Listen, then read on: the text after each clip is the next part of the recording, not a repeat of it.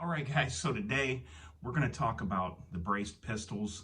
Two of the ones that I have, we're going to go over the ATF checklist, and we're going to see how many points these two firearms receive. Now, anything over 4 points in either section in the worksheet gets you a felony. After this comment period and after it goes into effect, would get you a felony, or you would have to pay a $200 tax stamp and ask the government permission to own what you legally purchased with money that you paid federal taxes on. I find it kind of interesting that our infringing government doesn't want us to have these, but yet says if you pay us a $200 fee, then that takes all the danger out of it. It's not as dangerous as we think it is. And since you paid that $200, we'll give you this little stamp and you can carry around paperwork and you are fully legal to own and use this firearm. Before I go over the checklist, I just wanted to mention I have had a couple of people contact me that is pretty concerned or nervous about braced pistols that they have. I'm going to talk with you in a minute after this, and I'm going to let you know what you can do if you're concerned with what you own. And I'll give you a couple of options that we can talk about and let you know that there's other ways, to do things. And we'll talk about that here in a minute. But first, let's go over this checklist. Okay, so as you can see here in the first box here, it says the weapon must weigh at least 64 ounces, which is 4 pounds. I don't have a scale handy, but I can tell you right now, this is about 4.5 pounds. The way they want this weighed, unloaded, no accessories on it, it comes to about 4.5 pounds, so we're good there. The weapon must have an overall length between 12 and 26 inches. So let's go ahead and check that out. These two here are just a prerequisite to see if you can even move on to the stages where you can accrue the points. Okay, so it has to be between 12 and 26 inches. So we're gonna go from the back of the brace to the muzzle, and we're sitting at under 22.5 inches. So we're good there. Okay, so now we've made it on to section 2 right here. And the first box here is the accessory design, not based on a known shoulder stock. Well, I can't use that and use 0 points. It incorporates shoulder stock design features, which it does, and I'm going to show you why right now. So I get 1 point right there. So the shoulder stock design feature would be like the MP5, has the same exact button, same size, shape, position, and everything. It would lock right in there, just like this brace does. That would be the known shoulder stock design feature. So I get 1 point for that, and let's move on to the next question. Is this based on a known shoulder stock design? And it is based on the MP5 HK shoulder stock. Now it's shorter in length than that stock, which is why it passed the previous ATF criteria, because the length of pull to shoulder a rifle had a definition in the ATF, and that is what they went by. It had to be a certain length to meet the criteria to be a shoulder stock, but now that's all changed. But this is based on a known shoulder stock design, which is 2 points. And let me tell you guys right now, the ATF is going to look at this stuff the same way that I am. So let me go ahead and mark the 2 points on that. Okay, so after the prerequisite, the first box, we're already at 3 points, 4, and you fail. Now let's go on to the rear surface area. Device incorporates features to prevent use as a shouldering device. I can't claim that. That would be 0 points. Minimized rear surface, lacking features to discourage shouldering. Can't claim that. Rear surface useful for shouldering the firearm. Or material added to increase rear surface for shouldering. This would not be the case. This would be the case. Rear surface useful for shouldering the firearm. That would be 2 points. So we are going to continue on, but as you see, I've already failed, and we're only in the first section. I have 5 points, and this is the reason here. Because of the way this is, because it's flat and it's square, they would consider that feature a rear surface that's useful for shouldering the firearm under their new criteria. But let's move on and see how many points in total I'm actually going to have. This is already a felony if these new rules go into effect. But let's move on and see how many points that this legally purchased firearm actually has. Adjustability. Finally found one where we might do okay. Non-adjustable fixed design. Adjustable or telescoping attachment designed for shouldering. Now in this one, even though it does fold, this actually by the ATF new standards would count as a non-adjustable fixed design, and that would accrue 0 points in that box. Now we're going to move down to stabilizing support right here. And do not take what I tell you on here as legal advice. You can contact your local ATF agent at any time with just a phone call. And I'm going to go on to this stabilizing support here, and I'm going to give you basically the definition of what this means, because most people don't know. So counterbalance design, non-folding, counterbalance design that folds, creating rear contact surface. What this means is this doesn't actually mean a brace that folds to the side.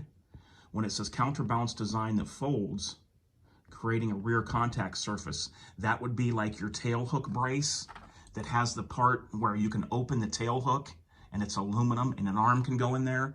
And then you can also fold that down closed and it makes a rear contact surface. That doesn't mean a brace that folds to the side. So for the stabilizing support section, we get a 0.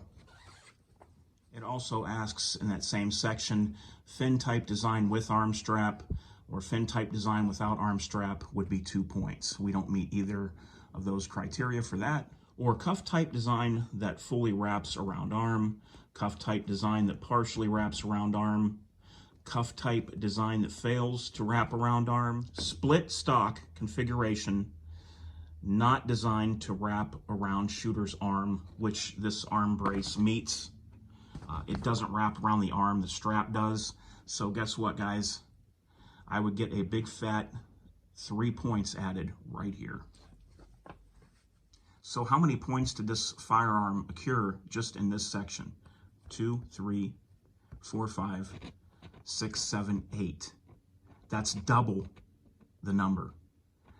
4 points puts you at an unregistered short-barreled rifle, and you are subject to a felony or paying the government a $200 tax stamp and asking permission.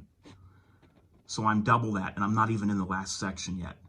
I'm at 8 points. So let's move on to section 3 and see how it goes in that section. I also wanted to let you know that the ATF would already stop right here. The sheet states that section 2 must score less than 4 points in order to proceed to section 3.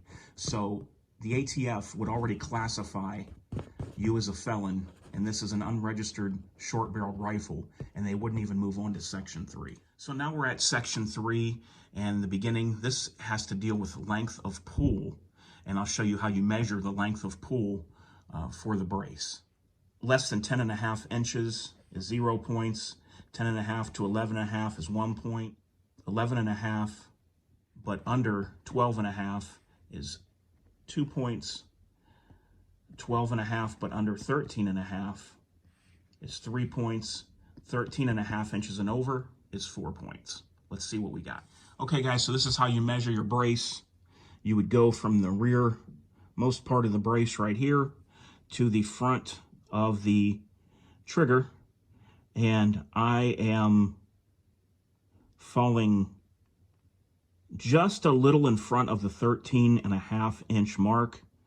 It's very close, but just a little in front of the 13.5 inch mark. We've already accrued 4 points in the first box of section 3. Next is a stabilizing brace modification configuration. I can tell you I score 0 in this, but let's go over it. Cuff type or fin type design with strap too short to function. Cuff type or fin type design with strap made out of elastic material. Fin type lacking an arm strap. Cuff type design with strap removed. Brace accessory modified for shouldering.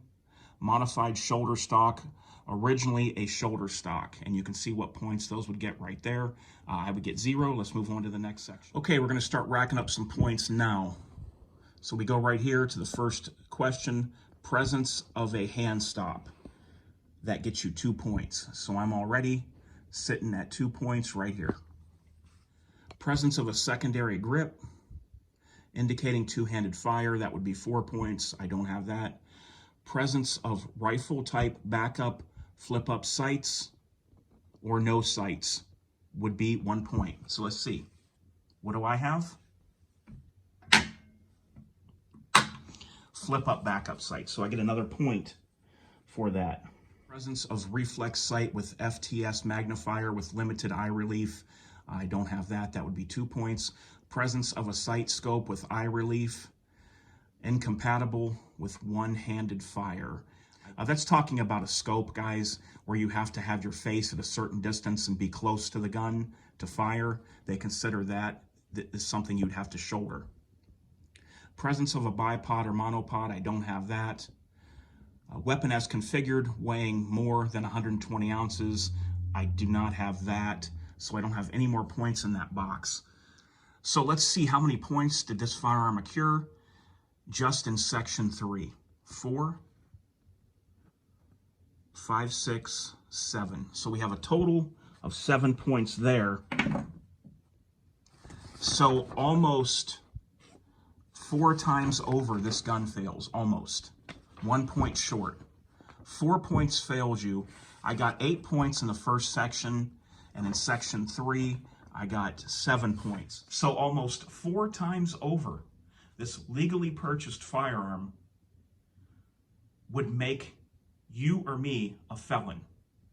Guys, I go through more background checks every year than almost anybody you can imagine. I am background checked constantly. All the time I go through background checks. And still, this is the way that they want to treat citizens in this country. So this video ended up going way longer than I wanted it to go. If you do want to see me do an evaluation and a checklist on an AR-15 pistol, let me know and I'll do another video as well. But I'm going to end it with this one and let you see just how ridiculous these rules are and just how much they are designed to fail. They knew exactly what they were doing when they made different criterias and different categories. So if you passed one category, you would fail in another category. If you passed this category down here, you would more than likely fail the category up here. And that's what it was made to do. It wasn't made to help the citizens. It was made so that our servants could essentially ban an item without going through Congress. That's the bottom line. Now, for those that contacted me and are worried about their firearms that have a brace and what they can do, if you take the brace off of any firearm, it nullifies all of this paperwork because there is no way to shoulder it. So if you have a hand stop on there, or if you have a scope with limited eye relief, without a brace, there is no way to shoulder it. So it negates all this paperwork.